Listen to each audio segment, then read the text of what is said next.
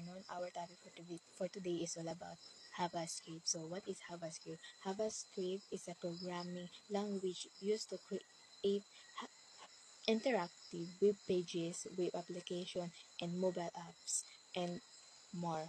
So now, our topic is example of JavaScript.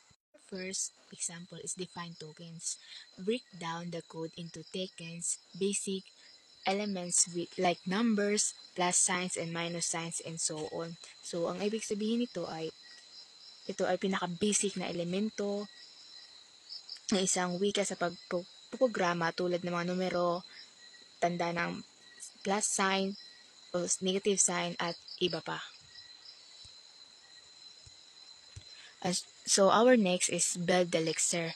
Use a tool or write your own code to turn the JavaScript code into a list of these tokens. So, ang ibig sabihin namin to ng build the elixir is ito ay proseso ng paggamit ng isang tool o pagsulat ng sariling kodigo upang maging listahan ng tokens ang kodigo at natawag natin tokens. So our next is the last is define grammar rules.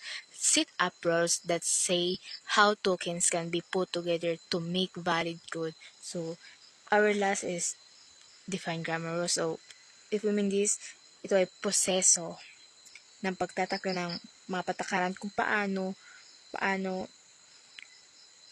ang mga token ay maaring magkakasama upang maging valid ang code. So valid ang code, di bali sineset up nito ang rules para maging valid ang code, kaya tinatawag siyang defined grammar rules o tukuyin ang pagtatakda ng gramatika.